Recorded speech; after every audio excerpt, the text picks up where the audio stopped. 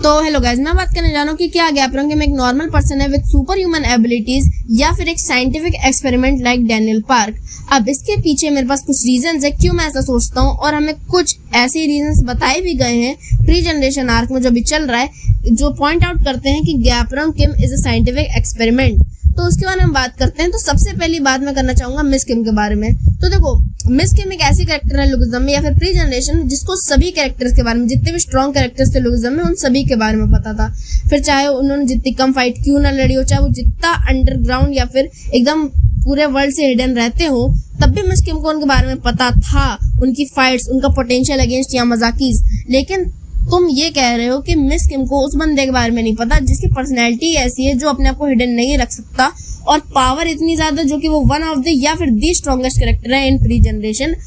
उस बंदे के बारे में मिस किम को नहीं पता। और जिस हिसाब से हमें गैपरंग किम की एज लगती है, कम से कम 20, 21, 22 साल तो होगी, और तब भी मिस किम को उस बंदे के बारे में नहीं पता जो इतना स्ट्रॉन्ग है, तो ऐसा पॉसिबल हो ही नहीं सकता। और इसी से एक और पॉइंट निकल के आता है जो कि है कि गैपरंग की पर्सनैलिटी ऐसी नहीं है, क्योंकि जैसे कि हमने देखा था जब गैपरंग किम को इंट्रोड्यूस किया गया था इस प्री जनरेशन आर्क में, तब हमने देखा था कि बस 3 चैप्टर के अंदर गैपरंग किम ने एक स्टैचू तोड़ दिया यामाजाकी का, ऊपर से साथ एक बंदे को बचा लिया एग्जीक्यूशन से जो यामाजाकी का होता है, और ये न्यूज एक वाइल्ड फायर की तरह स्प्रेड हुई, और गैपरंग किम इतने अच्छे से बंदे को जानता भी नहीं था। तो ऐसी पर्सनैलिटी वाला बंदा इतने लंबे समय तक हिडन रह सके सियोल में या फिर साउथ कोरिया में, ऐसा पॉसिबल ही नहीं है।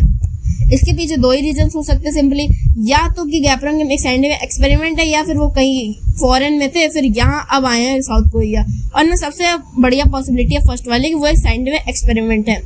और इसे और थोड़ा सा प्रूव करने के लिए मैं लाना चाहूंगा बेकोकॉन को, क्योंकि तुम अगर सोचो तो बेकोकॉन जो थे गैपरंग किम के सबसे क्लोजेस्ट थे। गैपरंग किम के साथ सबसे पहले जो बॉन्डिंग हुई थी वो बेकोकॉन उन्हीं के साथ हुई थी, जिनको हम सही से जानते हैं। तो अब तुम सोचो तो बेकोकॉन जब अपनी कोई फाइट हार गए थे तब वो डिस्पेयर में चले गए, उन्होंने रिटायरमेंट ले ली और वो अंडरग्राउंड हो गए। लेकिन जब हमने नेक्स्ट टाइम मतलब प्री जनरेशन आर्क में बेकोकॉन को देखा तो देखा बेकोकॉन is full of hope and वो गैपरंग किम के साथ है। तो जैसे कि हमें पता है कि जब भी कोई बंदा गैपरंग किम के साथ होता है वो बंदा होप तो रहती है उसके अंदर, वो होप नहीं हारता। और अगर बेकोकॉन के साथ उस समय गैपरंग किम होते तो पक्का बेकोकॉन अंडरग्राउंड जाते ही नहीं, वो बढ़िया एकदम फुल ऑफ होप रहते। पर ऐसा नहीं हुआ, तो इसका मतलब ये है कि बेकोकॉन भी गैपरंग किम से नए मिले हैं। तुमने कभी नोटिस की एक चीज कि बेकोकॉन जो है गैपरंग किम के साथ रहते हैं। अब देखो, तुम लोग सोचते हो कि हाँ भाई सिंपल सी बात है, क्योंकि बेकोकॉन पे सबसे ज्यादा ट्रस्ट है गैपरंग किम को, और साथ ही साथ बेकोकॉन से सबसे पहले मिले थे गैपरंग किम, जो कि बात सही है बिल्कुल। लेकिन तुम सोचो तो बेकोकॉन से ज्यादा स्ट्रॉन्ग या फिर बेकोकॉन जितने ही स्ट्रॉन्ग लोग हैं जैसे जिनिंग पार्क, ये सारे वो सब गैपरंग किम के साथ है वो, और गैपरंग को अच्छे जानते भी, उन्हें ट्रीट भी करते हैं अच्छे से, और साथ ही उनके जितने स्ट्रॉन्ग भी है, इंटेलिजेंस भी, और गैपरंग किम को उन पे इतना भरोसा भी है। लेकिन तब भी गैपरंग किम बेकोकॉन को अपने साथ रखते हैं, जो कि एक इमोशनल बॉन्डिंग को रिप्रेजेंट कर सकता है अपनी स्वॉर्ड को, मतलब जैसे कि जेक उनकी स्वॉर्ड जेरी है, वैसे गैपरंग के स्वॉर्ड जो थे बेकोकॉन, जो कि सही बात है। लेकिन तब भी तुम सोचने जाओ तो इसके कुछ ना कुछ तो कनेक्शन होगा। अब यहीं पे आती है मेरी थ्योरी, जो कि ये कहती है कि हो सकता है कि गैपरंग किम जब उनका साइंटिफिक एक्सपेरिमेंट हुआ हो गैपरंग किम के साथ, या फिर जब गैपरंग किम की जो साइंटिफिक बॉडी है वो बनी हो, तो गैपरंग किम वहां से एस्केप कर गए हो, और गैपरंग को जो सबसे पहले इंसान मिले वो थे बेकोकॉन, और बेकोकॉन को ही गैपरंग किम ने अपने सारी बातें बताई, या फिर बेकोकॉन को पता चल गई, और तभी बेकोकॉन गैपरंग किम के साथ रहते हैं। लेकिन वही बात है कि ह्यूंगनिम बोलना गैपरंग किम को वो थोड़ा साउंड नहीं करता, ऐसा फील नहीं होता कि मतलब गैपरंग किम ने बेकोकॉन के अंदर होप भरी। इट्स नॉट साउंड लाइक कि मतलब बेकोकॉन ने गैपरंग को बचाया, उनके अंदर होप भरी, जब ऐसा लगता है कि गैपरंग किम ने बेकोकॉन को बचाया।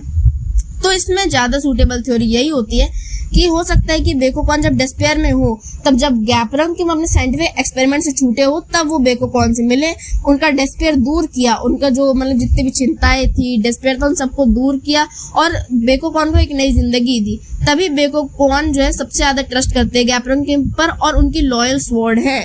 और तभी बेकोकॉन उन्हें ह्यूंगनिम बुलाते हैं, क्योंकि गैपरंग किम ने एक तरह से बेकोकॉन को एक नई जिंदगी ही दे दी। और शायद इसलिए भी हो सकता है कि इतना ज्यादा ट्रस्ट था उन दोनों के बीच में, तभी गैपरंग किम ने बेकोकॉन को कुछ ऐसा सीक्रेट बताया जो कि गैपरंग किम ने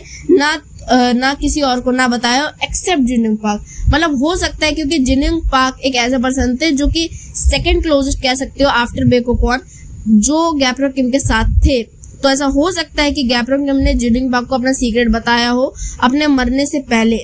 ऐसा हो सकता है। या फिर ये भी हो सकता है कि सिर्फ और सिर्फ मतलब गैब्रोंगियम ने बेकुकॉन को अपना सीक्रेट बताया, पर इस हिसाब से कभी कभार रिएक्शन लगते हैं जिंगजिंग पार्क के, फील तो ऐसा ही होता है कि शायद गैब्रोंगियम का कोई सीक्रेट जिंगजिंग पार्क को पता है। और जैसे कि हमने वो लाइन सुनी थी कि गैब्रोंगियम एंड जेम्स ली, अब हो भी सकता है कि वो ये कुछ और कहना चाह रहे हो कि फादर एंड सन या फिर कुछ और रिलेशन, पर ज्यादातर मुझे जो फीलिंग आती है वो यही है कि वो दोनों एक साइंटिफिक एक्सपेरिमेंट है। ऐसी फीलिंग आती है कि जेम्स ली एंड गैब्रोंगियम are not real, they are scientific experiment, ऐसी फीलिंग आती है मुझे।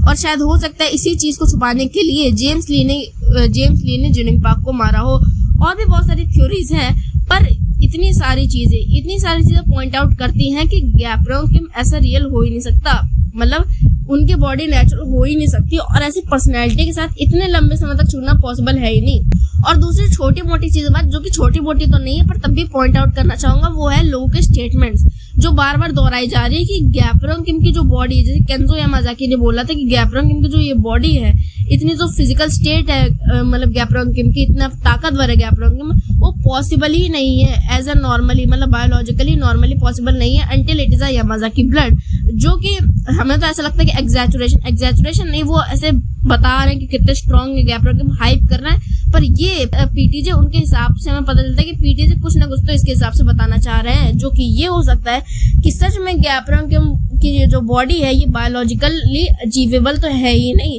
और ये उनकी एक एक्सपेरिमेंट वाली बॉडी है जिसमें शायद यामाजाकी इन्वॉल्वमेंट हो या फिर एक साइंटिफिक बॉडी हो। बाकी ये थी मेरी थ्योरीज, और बताना तुम्हें कैसी लगी ये वीडियो। बाकी मैं चलता हूँ, बाय।